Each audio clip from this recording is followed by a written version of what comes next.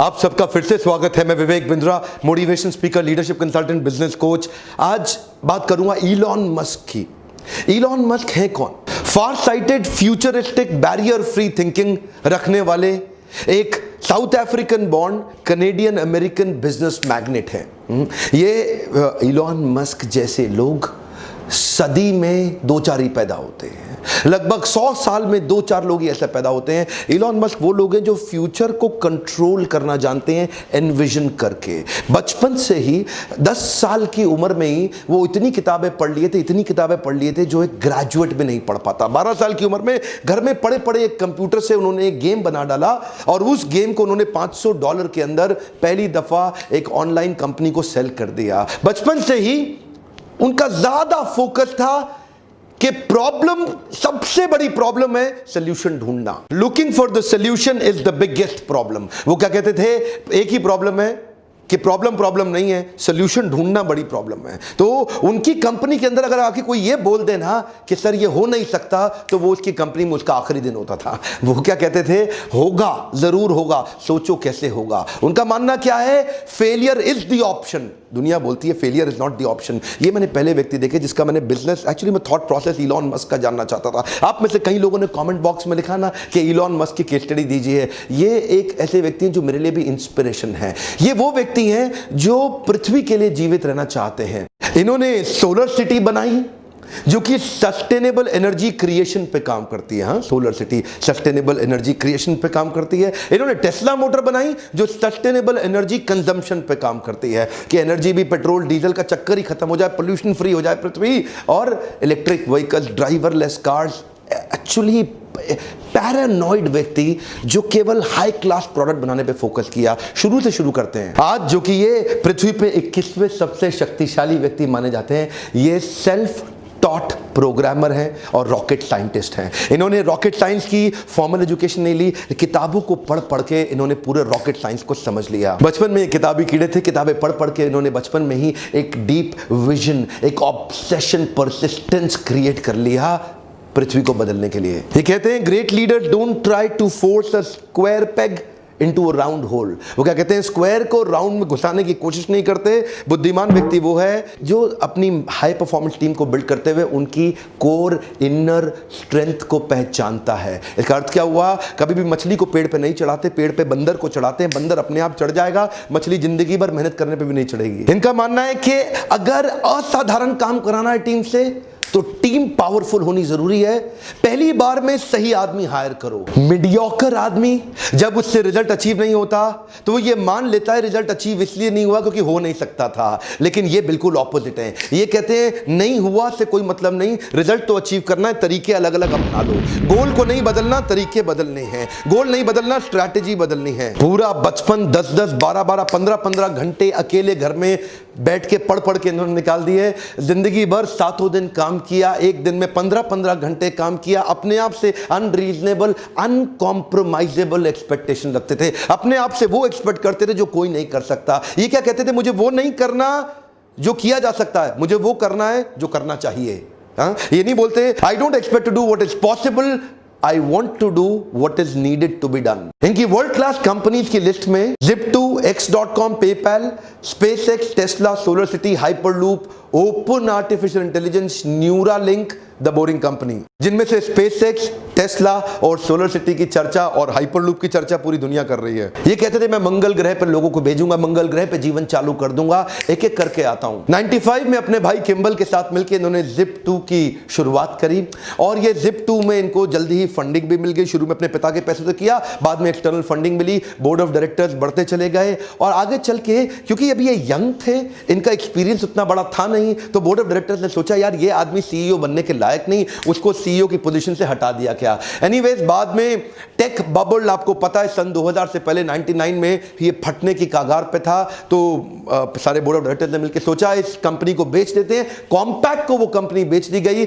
जहां से जो पैसा मिला उसमें इनका 7% इक्विटी था, जिसमें इनको $22 मिलियन तुरंत मिला। और वो $22 मिलियन ये घर में रख करके रईस आदमी की तरह घूम सकते थे। छोटे थे, यंग थे, लेकिन वो पूरे $22 मिलियन एक एक करके उन्होंने आगे इन्वेस्टमेंट शुरू कर दी और तुरंत चालू चालू करी x.com। ये एक ऑनलाइन ट्रांजैक्शन की ऑनलाइन बैंकिंग कंपनी थी, अपने आप में पहली ऐसी कंपनी दुनिया भर में। आगे चल के कन्फिनिटी नाम की एक कंपनी के साथ इसका क्लैश हुआ, लेकिन उसी समय दोनों कंपनी मर्ज हो गई और उसका नाम पड़ गया पेपैल। क्या आप जानते हैं पेपैल? दुनिया भर में आज पेपैल फेमस है। उसको किसने स्टार्ट किया, उसको किसने बड़ा रूप दिया? वो इलॉन मस्क ही थे। उनका जो सीटीओ था ना, चीफ टेक्निकल ऑफिसर, उसके साथ इनकी बहसबाजी हो गई। ये सीईओ थे, वो सीटीओ थे, और बहस ऐसा हुआ कि वो सोच रहे थे कि लाइनेक्स पे रखें इसको कि विंडोज पे लेके जाएं, और उस बहस के चक्कर में सीटीओ ने बाकी बोर्ड को अपने साथ लिया। ये भाई साहब की अभी नई शादी हुई थी इलॉन मस्क की, ये गए हुए थे हनीमून पे, पीछे से उन्होंने इसको बाहर निकाल दिया और सीईओ की पोजीशन से बाहर कर दिया। बहरहाल उस कंपनी से भी बाहर हुए ये,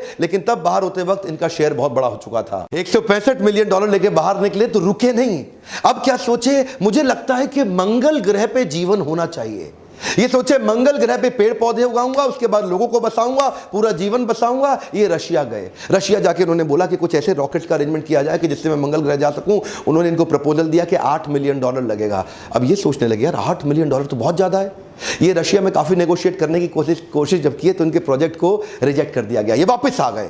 वापस आके सोचे क्यों ना मैं ये कंपनी खुद ही बना लूं, तो पढ़ने लग गए। अपने आप पढ़ पढ़ के इन्होंने अपने आप उसी समय स्पेसएक्स कंपनी फाउंड करी। जिस प्रकार हेनरी फोर्ड ने commercially viable automobile industry create करी, उससे पहले गाड़ियां बड़ी महंगी बनती थी। हेनरी फोर्ड ने उसको कमर्शियली वायबल बनाने के लिए बड़ा एक असेंबली लाइन बना दिया। बोले जैसे हेनरी फोर्ड ने उसको कमर्शियली वायबल किया, तो मैं स्पेस ट्रैवल को कमर्शियली वायबल क्यों नहीं कर सकता? $8 मिलियन तो बहुत ज्यादा है एक रॉकेट का। तो ये सोचने लगे कुछ ऐसा किया जाए कि रीयूजेबल रॉकेट तैयार किए जाएं। तो रॉकेट साइंस की इनको पढ़ाई इन्होंने फॉर्मली तो नहीं करी थी, लेकिन इससे पता चलता है कि एक आदमी नेट को खोल के या किताबों को खोल के या एनसाइक्लोपीडिया को खोल के किताबों को पढ़ के खुद भी सीख सकता है, और वो इन्होंने किया। प्राइवेट ऑर्गेनाइजेशन स्पेस ट्रैवल को रीडिजाइन कर देगा, इसका किसी को विश्वास नहीं हुआ। कोई नहीं बोला कि मैं इसकी मदद करने, कोई नहीं आया। एक्चुअली मुद्दा यह नहीं था कि रॉकेट को ऑर्बिट में पहुंचाना है। एक्चुअली मुद्दा यह था कि लो कॉस्ट में रॉकेट को ऑर्बिट में पहुंचाना है, और उसी रॉकेट को फिर वापस भी लेके आना है उसको रीयूज करने के लिए। और वहीं जब इन्होंने पहला लॉन्च किया, इनके इंजन में आग लग गई, और वो अर्ली आग लगी, वहां से इनको बहुत बड़ा नुकसान हुआ। अच्छा, दूसरी बार फिर ट्राई किया। दूसरी बार इनका जो रॉकेट था वो स्पेस में गया, लेकिन ऑर्बिट में नहीं पहुंचा, फिर ऑफ रूट हो गया, और तीसरी बार स्पेस में जाते ही ऑफ रूट हो गया। 3 बार में इनका इतना नुकसान हुआ, जितना भी पैसा इनको मिला था पीछे, जो इनको मिला था ना पेपैल से, जब पैसा आया था इनको बाहर निकाला गया था, तो वो सारा पैसा इन्होंने डाल दिया, लेकिन तीनों बार में पैसा खत्म हो गया। फंडिंग एजेंसी से खत्म हो गया, नासा से कॉन्ट्रैक्ट मिला, वो पैसा भी गया। अब इन्वेस्टर बोले अब कुछ नहीं बचा, अब तो कंपनी खत्म। लेकिन ये बोले एक ट्राई और करूंगा, एक ट्राई और करूंगा। क्या क्रेजी आदमी थे। He made a crazy announcement कि चौथा लॉन्च थोड़े ही महीनों में करने वाला हूं।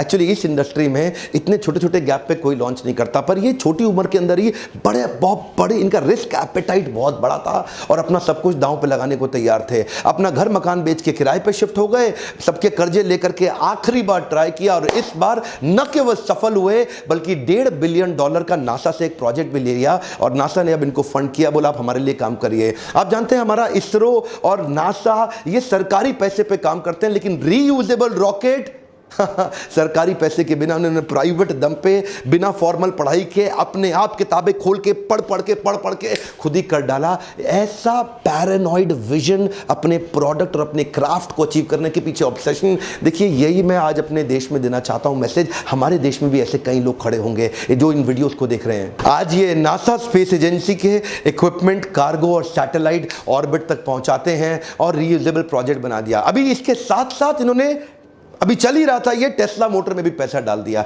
ये टेस्ला मोटर में पैसा इन्वेस्ट किए, उनकी कंपनी में घुस गए और पूरी तरह इन्वॉल्व हो गए। जल्दी ही इनको कंपनी का सीईओ भी घोषित कर दिया गया, और इन्होंने टेस्ला को लेकर के इलेक्ट्रिक व्हीकल बनाने के विजन को तैयार किया। जो पहली गाड़ी बनी वो अपनी कॉस्ट से डबल कॉस्ट पे चली गई। $1,09,000 की एक गाड़ी बनी। एक्चुअली ये सोच रहे थे शुरू में कि $50,000 में बन जाएगी, लेकिन जब बनाने लगे तो उसकी कॉस्ट डबल हो गई। गाड़ी बिकी नहीं, बिकने में बहुत दिक्कत आई। दूसरी बार कॉस्ट थोड़ी कम हुई, लेकिन तीसरे अटेम्प्ट में रीजनेबल कॉस्ट आ गई, जिससे इनकी बिक्री बहुत तेज हुई। यानी कि स्पेसएक्स में कई फेलियर आए, उससे पहले x.com में, पेपैल के टाइम पे पहले भी इनको निकाल दिया गया। उसके बाद इधर भी इन्होंने चालू किया तो इधर भी इनके कंटिन्यूअस फेलियर आते रहे। वो जो टेस्ला थी, ये जिधर जिधर गए ये क्या बोलते हैं, failure is an option. Come on, क्या फेलियर इज एन ऑप्शन, लेकिन you got to bounce back. Come on, you got to bounce back. याद रखिए, इलॉन मस्क अपने आप में केस स्टडी है, art of failing successfully. Come on, क्या art of failing successfully. आज $20 बिलियन से ज्यादा की नेटवर्थ,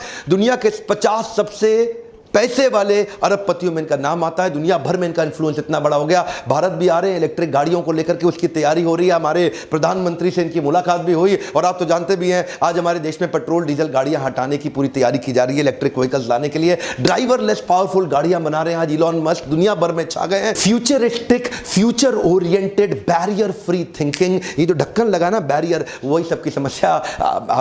आज एक बात कहना चाहता हूं, कुछ भी भूल जाना जिंदगी में, ये बाउंस बैक को मत भूलना, हमेशा बाउंस बैक करना। मैं हर वीडियो में बताने की कोशिश करता हूं, मेरे बाउंस बैक सीरीज के पावरफुल मोटिवेशनल इवेंट्स भी होते हैं, आप भी आइएगा। वीडियो के एंड में नीचे जाके चेक करिए, डिस्क्रिप्शन में लिंक दिया होगा, क्लिक करिए और अपनी सीट ब्लॉक करिए। आप और ट्रेनिंग करना चाहते हैं, अपनी लीडरशिप फनल में आना चाहते हैं, तो इस नंबर पे फोन करके आपको पावरफुल शक्तिशाली एंटरप्रेन्योर बनाने के कुछ ऐसे टूल्स और स्ट्रैटेजीज बनाई हैं, ऐसे फ्रेमवर्क्स तैयार किए हैं। 6 महीने का कोर्स है, आपको सफल बनाने की जिम्मेदारी मेरी। आप फोन करके अगली डेट का पता लगाइए कि ये 6 महीने का प्रोग्राम आप किस तरह से अटेंड कर सकते हैं, और आप अपने एक शक्तिशाली एंटरप्रेन्योरियल एबिलिटी को 10 गुना बड़ा कर सकते हैं। आज तो वीडियो मैंने एलॉन मस्क पे बनाया, नीचे मेरे को मैं प्रश्न आपसे आज पूछूंगा, और किस दुनिया के पावरफुल लीडर के बारे में आप जानना चाहते हैं, जिनके बारे में मैं आपको शेयर करूं। आपको इंस्पायर करना ये मेरी जिम्मेदारी है। चैनल पे वापस आके सब्सक्राइब करना, बेल आइकन को हिट करना, दूसरों से कराना ये आपकी जिम्मेदारी है। और एक रिक्वेस्ट करना चाहता हूं, हमारे भारत में भी ऐसे पावरफुल पोटेंशियल्स हैं, लेकिन दबे हुए हैं क्योंकि बैरियर बन जाते हैं, उनको आसपास के लोग दबा देते हैं, कर नहीं पाते। घर बैठे बैठे ये फ्री वीडियोस आपको देखने को मिल रहे हैं, इतना सा काम करिए, शेयर करिए, तक कुछ क्या पता कि किसको कौन सी बात कब चिंगारी की तरह लग जाए और उसका एक जे कर्व हो जाए, उसकी ग्रोथ हो जाए। तो शेयर करिए सारे व्हाट्सएप ग्रुप्स में, हो सके तो डाउनलोड करके सबको शेयर कर दीजिए। मेरे साथ जुड़े रहने के लिए, हर बार वीडियोस को वापस आके देखने के लिए प्रेम पूर्वक आप सबका फिर से बहुत बहुत धन्यवाद।